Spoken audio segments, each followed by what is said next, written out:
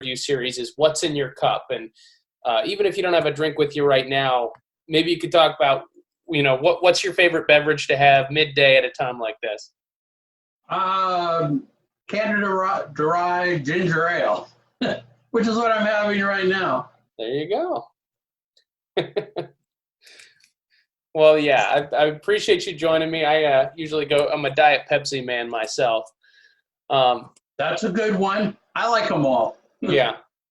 Well, thank you so much for taking the time to meet with me. And like I said, I'm asking each of the candidates the same 4 questions, but the first one I'm trying to get a sense of is what's the background of each candidate. And you in particular are interesting, having running a write-in, being the only write-in candidate in this race. So tell me a little bit about what got you interested in running for the 19th district and what got you interested in politics in general. Well, I have been interested in politics for a while. I've been a citizen advocate for many years. Actually, I started a foundation back in the 90s for literacy and took it nationwide, a project to put captions on cartoons as a reading tool for hearing kids. I started that in 1990. And I had a cable access. It evolved into a cable access program. And the idea was, back in '89, I had read an article about deaf kids learning how to read from captioned television programs. I thought, well, if deaf kids could learn, can't hearing kids learn by that the same way, particularly preschool, at-risk kids, kids in poverty, maybe not around a lot of books and encouragement to read and being read to.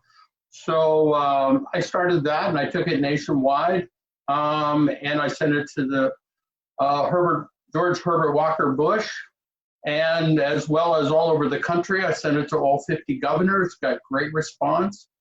And the idea is just putting captions with cartoons as a reading tool, and kids are sitting there. I mean, I remember back when I was 4 or 5 years old or 3 years old, being put in front of the TV and watching cartoons, loving them all day long, but it didn't have any reading with it. And I just thought, well, that's natural. So I sent it nationwide, and I wrote to all 50 governors and probably heard from 40 states or more, either directly, mostly from the governor, but also they sent it on to the state departments of education. And I heard from them, and even from the state of Florida. Got a great letter from them back in, I think, 92, I believe.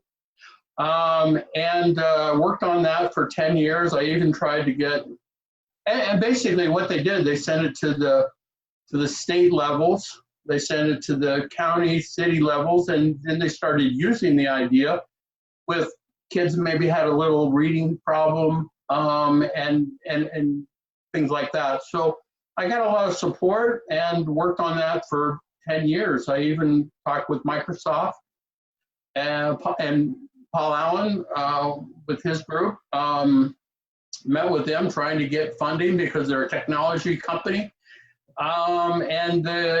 Both were not, it wasn't really their funding interest at that time.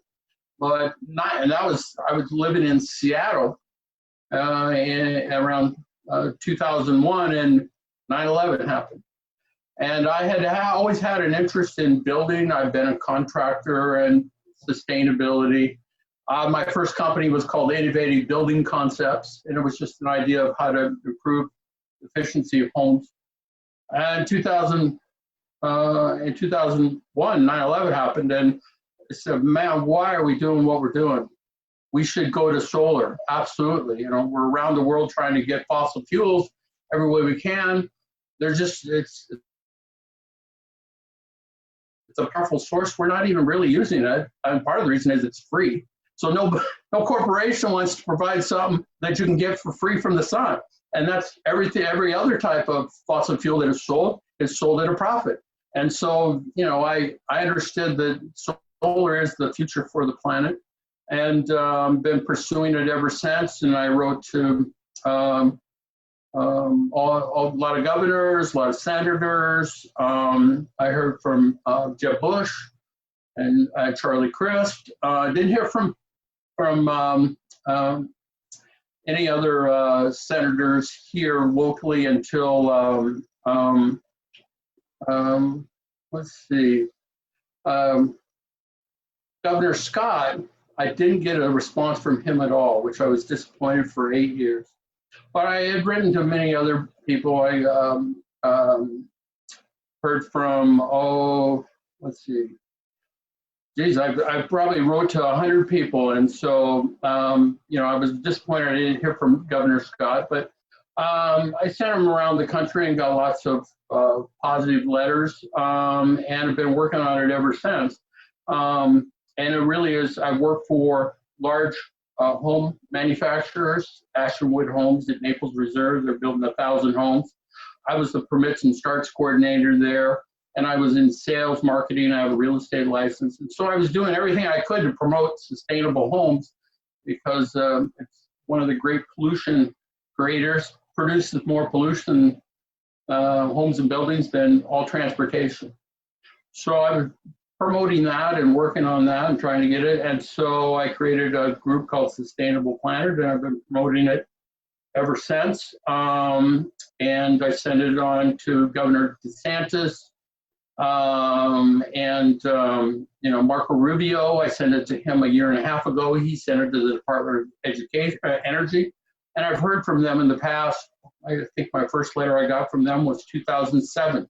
So I've been working on it continually the whole time, realizing that, we need to change the way we do things. Population is growing at such a rapid pace. Billion people every 12 to 15 years we're adding. And the statistics are, I consider this great urgency. The statistics are that in 2057, 37 years from now, we're going to have 10 billion people on the planet. And we're producing more and more pollution. We don't have a solution for getting off fossil fuels. And so I developed a plan, sent it to the Department of Energy, 6-page proposal, specifically how to do that.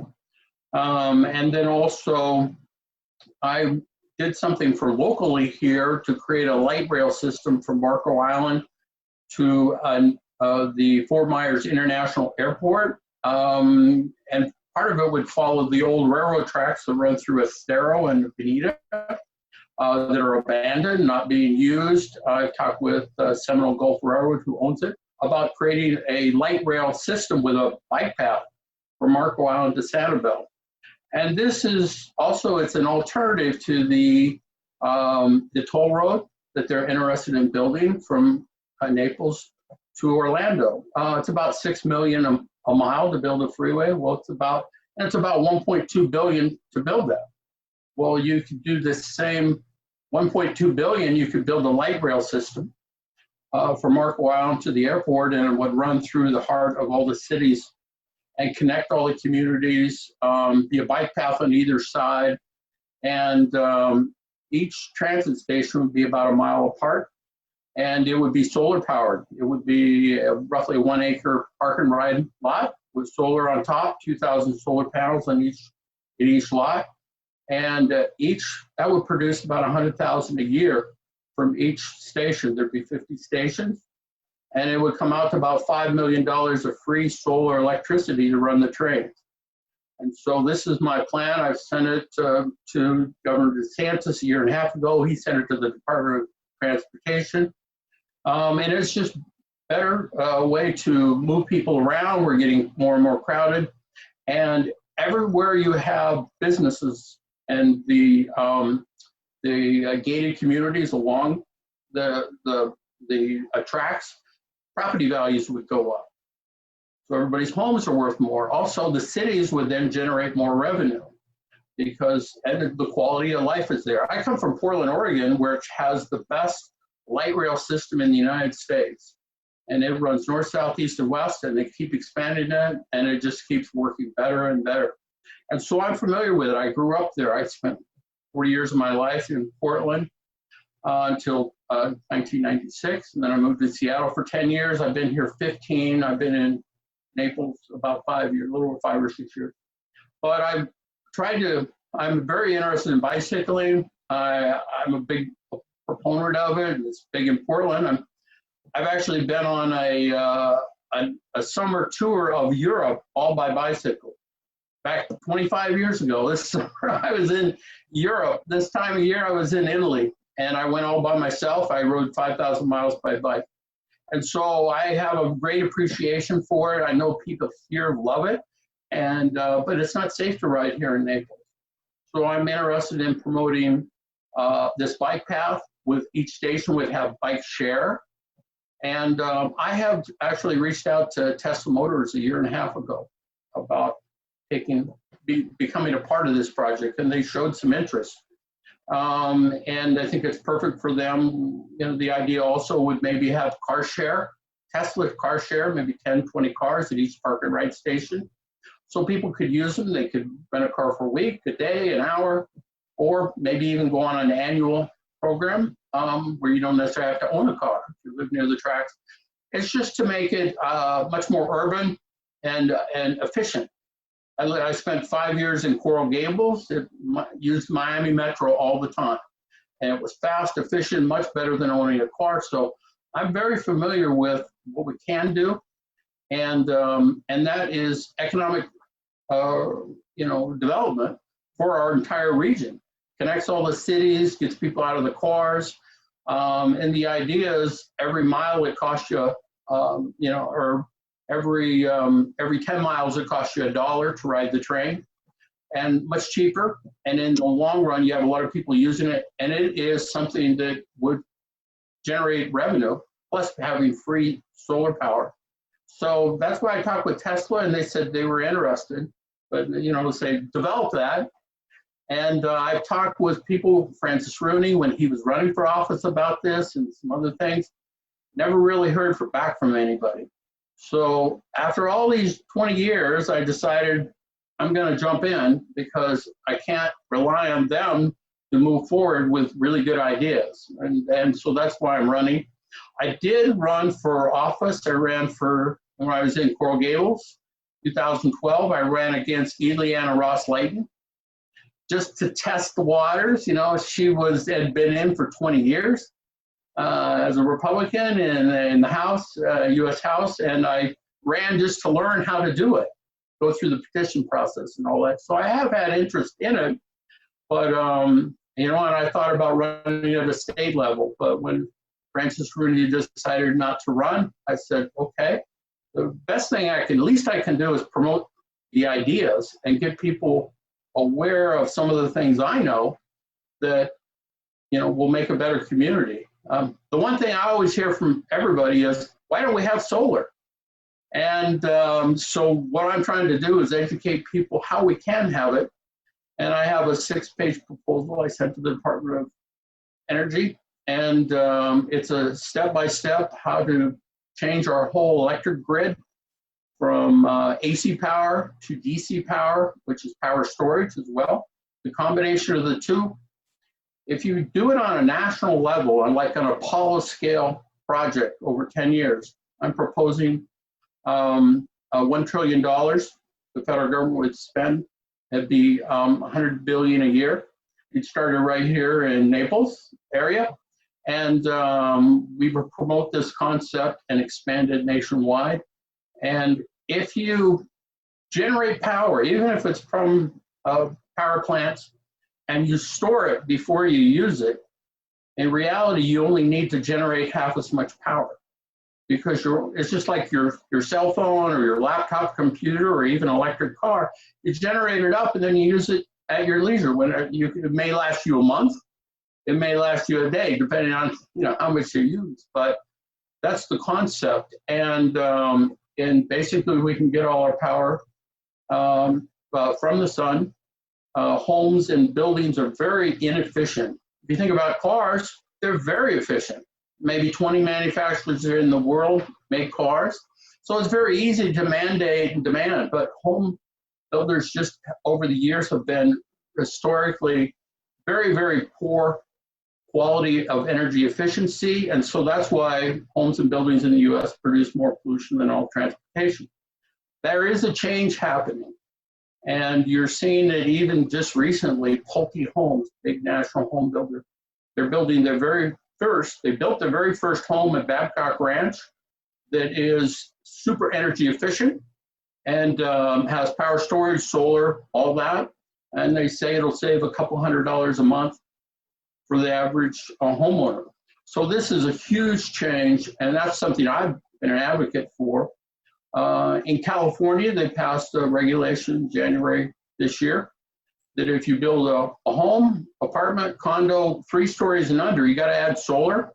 And also, they very much encourage power storage. You put more power storage in, you need less solar. I think we should do that in the state of Florida. I think we should do it nationwide. And it has proven itself. If you spend $1 on solar, you'll get $3 in solar power back.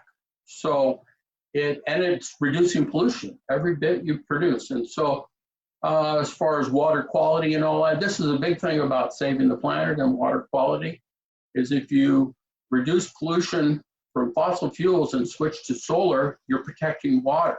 You're naturally reducing pollution, which improves the quality of our water.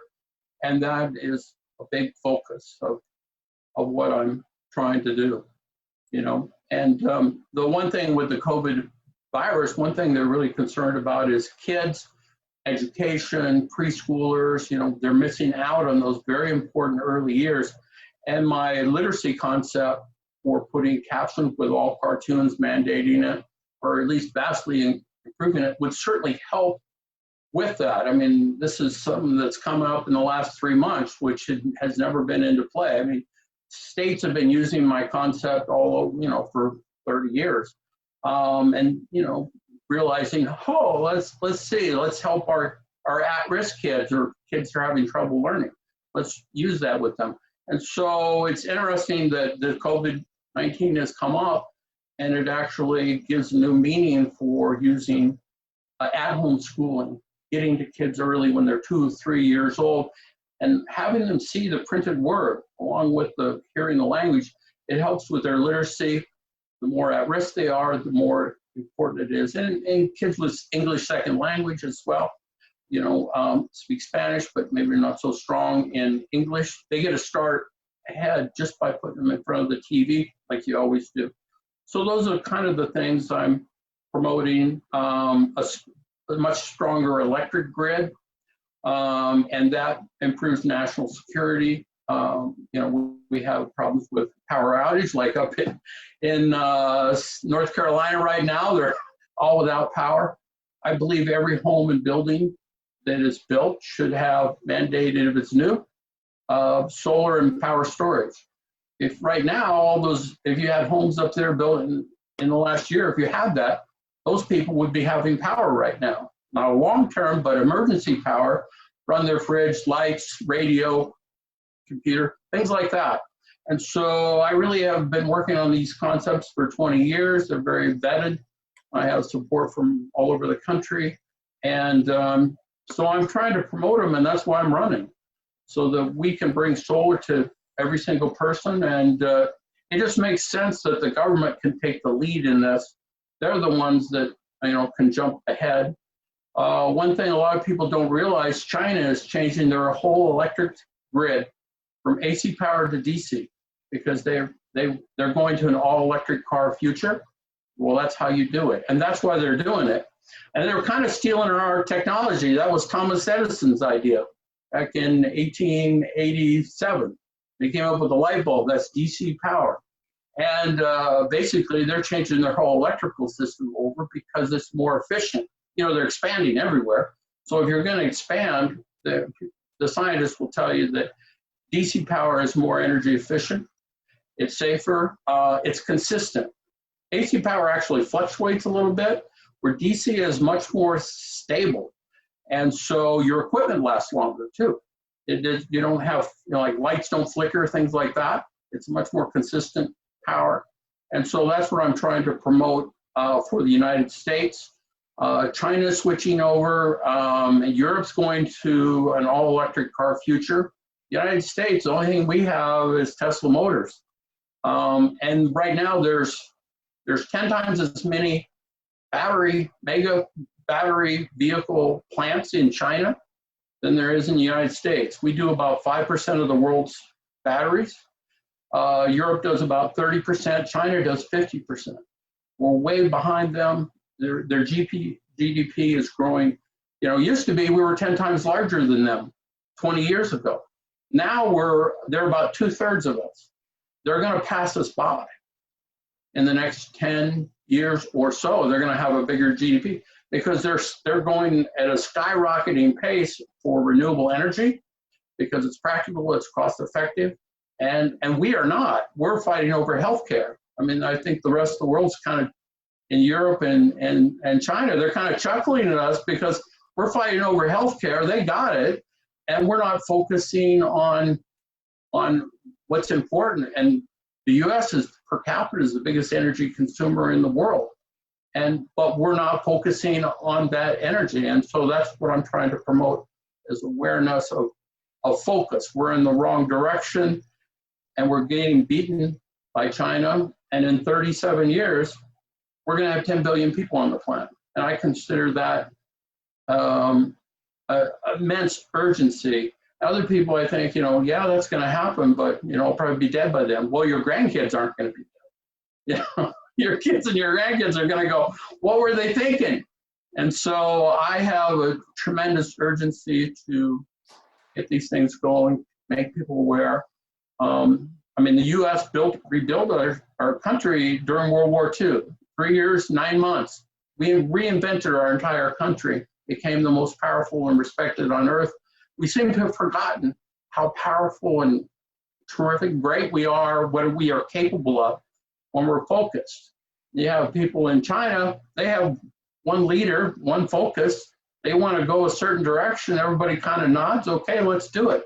Whereas here, we're pulling in 50 different directions. And so that's why we're falling farther and farther behind China and other countries in technology. And we should be the leader in the world. And I believe the electric utilities should take the lead on solar.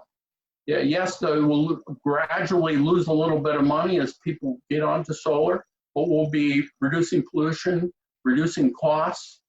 And the thing is, these kinds of concepts could be sold globally. America is 4% of the world population. It means the rest of the world, there's 25 times more potential. So what I'm saying is America should manufacture these products, solar, power storage. We are the greatest in the world with military, medical, and aerospace. But we are not the greatest in the world with renewable energy. We should be. And if we were that, we could be jumpstarting our country and the world to get us on to solar power and off fossil fuels. And it is extremely doable. Well, Patrick, a lot of the things that you're talking about, I mean, they're ideas that are currently being discussed by some members of Congress. I think that, to be honest, it sounds a lot like it harkens to what we hear from the Green New Deal, sort of like an idea of a national program to try to change our nation's infrastructure to a more renewable energy future. And obviously, it is a lot of that. I don't think they really have the detailed understanding. They know where we want to go. We know where we should go, but they don't really know the technology of how to get there. And that's what I've studied and researched and found a way. I put the puzzle together. It's a step-by-step of how to do this. And anybody reads my paper, it's 6 pages long. It basically tells you step-by-step how to get there, why it's important, what the history is, and where the benefits are. And the big thing is the U.S. Spends about $400 billion on electricity, and we waste about half of it by the time it gets to the end user. If you introduce solar and especially power storage, that waste could be cut in half. When you cut that waste in half, you cut pollution in half. And then you basically, if they did that on an Apollo scale project over 10, 20 years, we could cut half of or 25% of US pollution. And we're strengthening our entire grid. I mean, everything is positive about it. It's just sort of like it's so big, it's so overwhelming. It's like healthcare. People don't quite understand all the aspects of it, but I did the research and I believe I have a concrete plan that is the Green Deal. and it will be cost effective. I hear people all the time, and I realize they're missing half the pieces. They aren't connecting everything together. And I believe I have connected it together, and I welcome anybody to, ask in detail how we get from here to there. Right. Well, Patrick, I wanted to ask just briefly, being a write-in candidate, are you going to be on the primary ballot, or I am. I'm the only one that's on there currently. Gotcha. So, which party's primary are you participating in? Well, I'm just a write-in. I'm not on the. I'm in the general election. I'm not in the primary. Anybody could write me in, but I'm the only one that's listed currently as being in for the general election. So what my goal is to, after the primary is over, is then promote my ideas, because it's, of course, very difficult to do it as a write-in candidate. And it's not just vote for me, I'll do a good job. Vote for me, I'll put solar on every home and building in the United States, and I have a specific plan how to do that. And I want to start it right here in Southwest Florida. And I've talked with some important people like Tesla Motors and things like that. I mean, they've done some amazing things around the world. They did in Victoria, Australia. They built power storage for a city there. They put in power storage for Osaka's, Japan's trains, electric trains, so that they don't, if they lose the power, they don't sit there on the tracks. Tesla did that in the last year, both those things. So there's big things happening. And the world is about ready to change. All these ideas they've been promoting for 20 years, they've realized this is cost effective. If I spend $1, I get $2 back. I mean, that's commerce, and improves quality of life in every way, improves our water, improves our air, and it takes us where we want to go, where we wanted to go for a long time, but they just haven't had the thought to how to put it together. But things are changing in a huge way. And just an example is Pulte Homes, first ever big national home builder. They're getting into it. Well, if they're getting into it, all their competitors are going to have to get into it. And then that's when we start switching.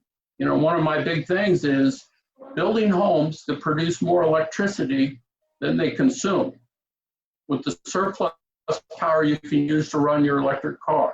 And this simple concept is homes are very poorly constructed. But if you go to extremes, you can create it where it produces, and put solar on it, produces more power than it consumes. Then you're running your electric car. That way you become every home and building in the United States could be a power generation facility. And this is the future of our planet, because the sun puts out about 5,000 times more power each year than we use in fossil fuels, burning in energy.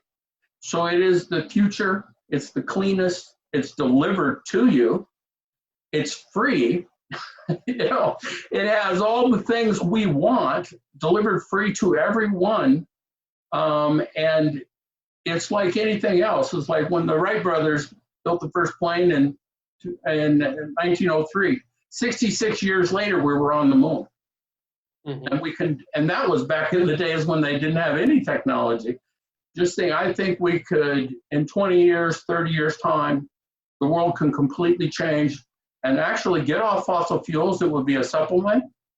And all the energy companies, all the utility companies, they can be part of the solution, because they can manufacture, install everything globally.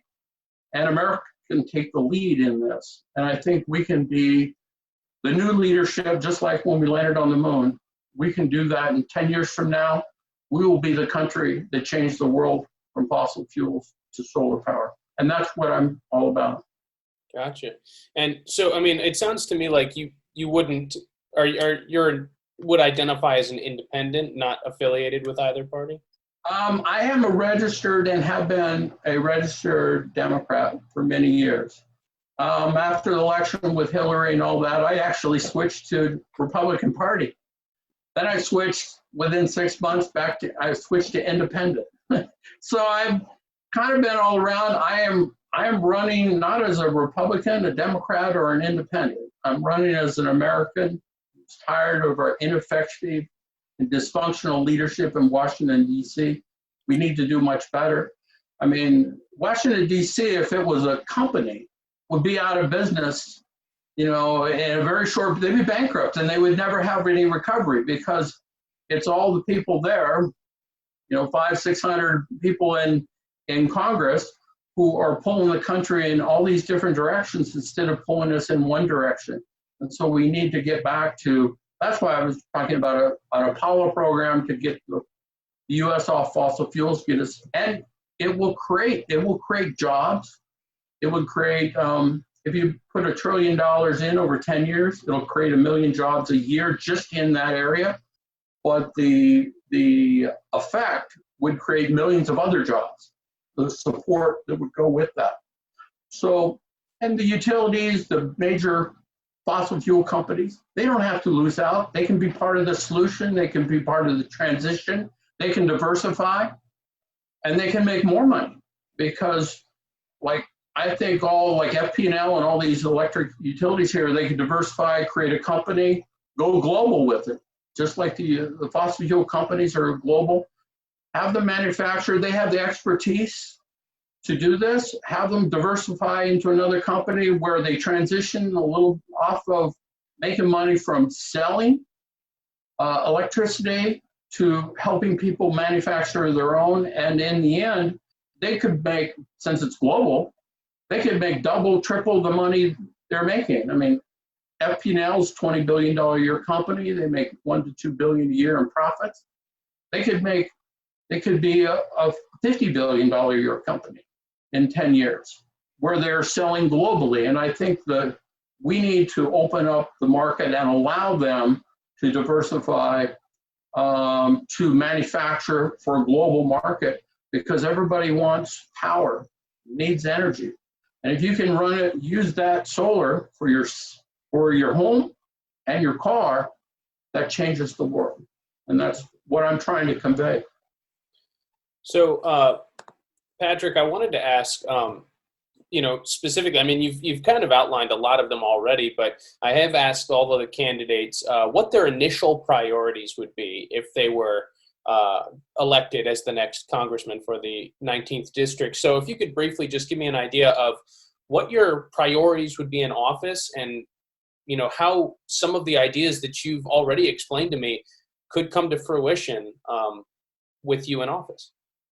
Well, one of the main things is I would like to see the building codes change, just like California.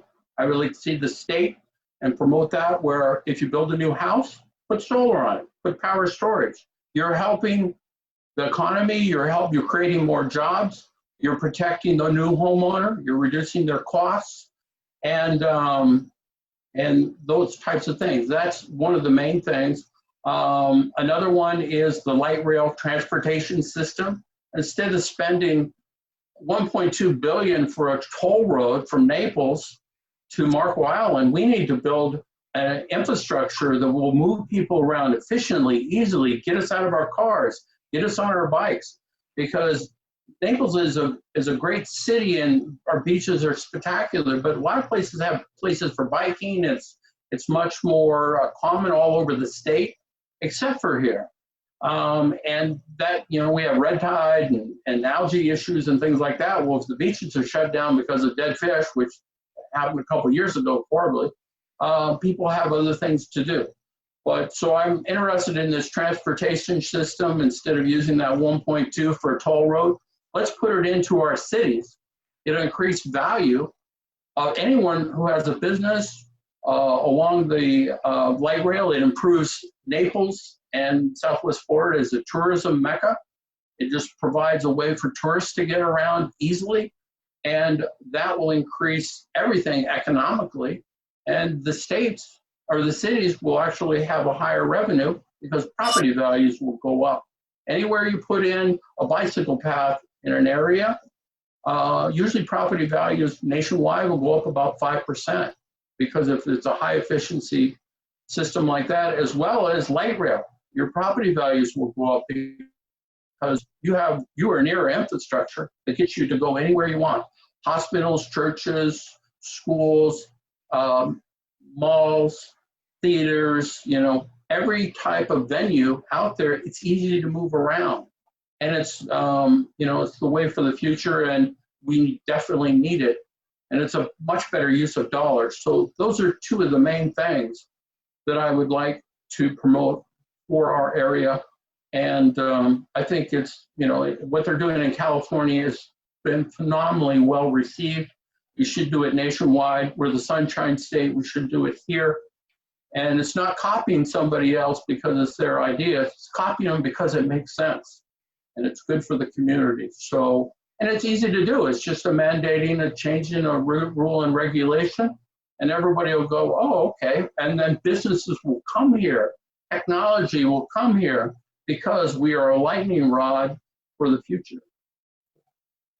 Well, Patrick, the last question I've asked all the candidates is, right now we are in kind of unprecedented times. I know that's a bit of a cliche, but right now our country's facing three major crises: mass unemployment, the widespread pandemic, COVID-19, and then, of course, social unrest following the death of George Floyd. And so I've asked each of the candidates to talk a bit about how they feel like they could use their role in Congress to address the myriad of issues that our country's facing right now. And, what you think Congress's role should be in trying to find solutions to some of these problems. Right. Well, the number one thing is jobs, because we've been hit so hard. I mean, this pandemic, it really is only comparable to 1918 and the pandemic then. I have mentioned that I think what we're going through as society is much worse than what happened during World War II. Nobody lost their job. Everyone was encouraged to go to church and be involved with each other. What we've been here is unprecedented. In my lifetime, I was born in 1955. I'm 65. I've seen a lot. I remember when John Kennedy was killed. I remember the Cuban Missile Crisis and hiding under my desk. Civil rights, and all that, war on poverty. I've seen all those things. So I'm aware of, and this is probably the hardest time we've had in my lifetime. So I believe number one thing is we need to reinstill confidence from the American people in our government and our country. And one of the things is a huge Apollo scale program to reinvent our electric grid, which will benefit every citizen, protect our national grid, improves our national security by strengthening the grid, and everybody's power prices goes down. This is something, people know common sense. They know truth when they hear it and see it. When you do something like that, they go, aha, now that makes sense. Same thing with the Apollo program when we went to the moon. Everybody got behind it for the most part. 99% of the people were like, this is pretty great. Aren't we great? And we can do this for the United States. We can also do it for the world. That's the big thing, confidence building. And putting money in, I mean, they spent $2.2 trillion just to prop us up for the last few months. Well, this whole project to rebuild our whole electric grid would be about $1 trillion over 10 years.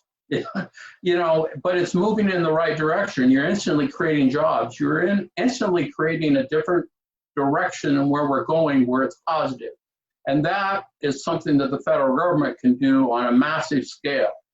When they have a leadership role like that, then every business says, aha, I can be a part of that. I can create a business that will do that. I want to be a part of that. How do I get involved? And then you're jump-starting it. Well, that's the one thing is we need to create confidence, create jobs. And this virus has been, really devastating for our country. And we still don't know how bad, it could be with kids going back to school. I am optimistic, but we need to be very aggressive at testing and doing all the things correctly to minimize it as much as we possibly can until we move out of it. But, that's the number one thing is what government can do. And I want to encourage this part of the thing to do, as well as, our housing, improve our housing. It's a funny thing. Every home and building built, most of the homes built since 1950 or earlier, they changed the design where they don't insulate the attics. 99% of homes in the United States, they're building them right now. They don't insulate the attics. The attics are 120 to 140 degrees. I've been in them. I work for Serpro, which is fire water remediation. I've been in a hazmat suit in an attic at 120 degrees, pulling up wet insulation.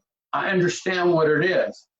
When I worked there a couple of years ago, I did it just to learn, to get down in the inner part of it, to discover home building. I mean, that was part of one of the things I did. So I worked for about 6 months for Serpro doing that, and I learned why do we design our attics the way we do it.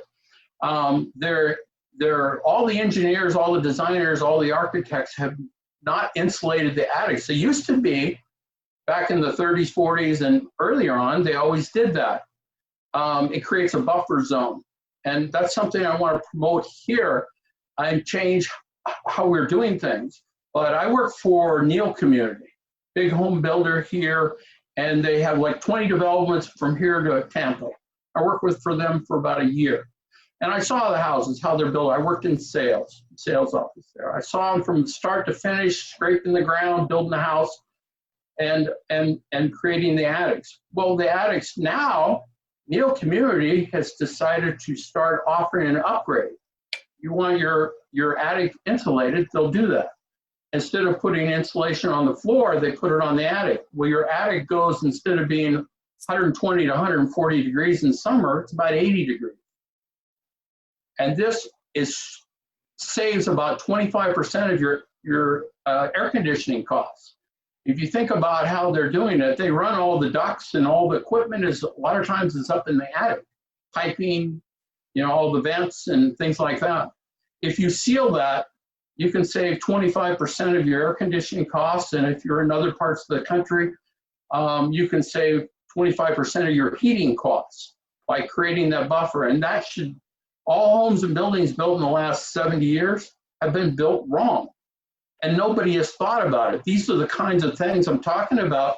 Create energy efficient homes. Well, if you do just a simple thing, instead of insulating the floor, insulate at the roof rafters, you're making your house envelope bigger. And what you're doing is you're reducing your energy consumption. And we aren't doing that. So I want to try to promote these common sense concepts.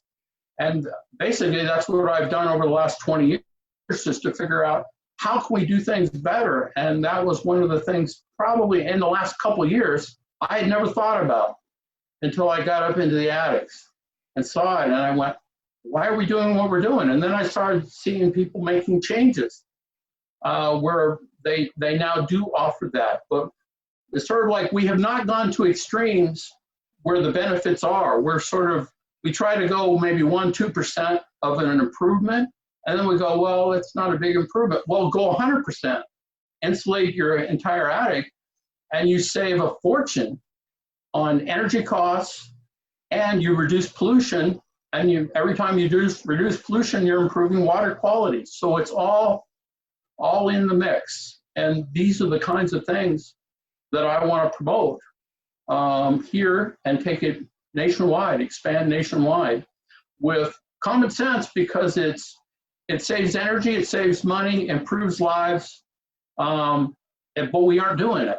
So I want to make people aware that, there are things we can do, and there's 10% of the people are gung-ho about going green, the big deal. But you got to know what to do. It's not just like we want to go somewhere, but how do we get there?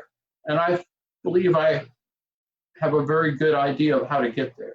And that's why I'm running. I'm trying to make people aware. I'm 65. I'm not doing it for the money. 20 years from now, likely, what's going to happen? Most people don't last to 85. I got 20 years to help our planet. And that's what I'm doing this for, just the people. Right. Well, Patrick, I wanted to give you this last moment, at the end of the interview, to just kind of give your pitch to the voters. You're a write-in candidate, so you're not going to appear next to a bubble on the ballot. And so, what's your pitch to voters going into November that might make them think twice about maybe actually writing your name in there? Well, I think the one thing that I have over everyone else is I have ideas and solutions that will work. They're well thought out. Anybody else going in, they say they'll go in, they're a good person, they'll make good decisions. I already have the solutions to our major problems: energy, water, pollution, jobs, improving our national security by improving our grid, and being competitive, because China's going to pass us by if we don't move now. I don't mean 10 years from now, I mean today. If we don't move quickly, I have tremendous passion and urgency for that, to create a better world, create a better United States. We are the greatest country in the world, but we aren't acting like it. We're going in 100 different directions. I want to put us in one direction. Just like when we decided to go to the moon. We decided to go to the moon and we went there 100%. And that's what we need to do for solar. Everybody wants us to go solar. They just don't know how to get us there. I know how to get us there. And all these people that want to promote green in Congress, I have an answer to where they want to get to. I know how to get there. And it's just step by step. And we'll learn by doing as well. It's like anything. You don't have all the answers going in. If you've got a very good concept and it's down to earth and practical and cost effective, you can move forward. And as you develop it, you will learn by doing. You'll see things you never expected. But I pretty much have about 90% of it all figured out. And I don't think the rest of the candidates have 10% figured out. And that's why they should vote for me. Awesome. Well, thank you so much for your time, Patrick. I really appreciate you making yourself available for this interview series. And yeah, it's been great. Yeah, absolutely. No, it's been enlightening to hear all of the different ideas you have and taking with you into this campaign. And this particular interview is going to air in a morning series next week, right before the primary, just to kind of let people get to know each of the candidates. Well, if they want to check out my website, it's patrickpostforcongress2020.com. On there, you'll see letters of support from Jeb Bush and Charlie Crist and Bill Nelson, John McCain, Department of Energy. You'll see letters of support I've had over the years, as well as my two plans: a 6-page proposal on how to reinvent America's electric grid, and a 2-page proposal for my light rail transportation system. It's very short, it's simple, it has all the costs, where it runs, and they can read about those. All they have to do is go onto the website, click onto the different categories, and you'll see specifics on what my knowledge is. And I guarantee anybody reading that information, going through there, will walk away saying, I learned a lot. Yeah. All right. Well, thank you so much, Patrick.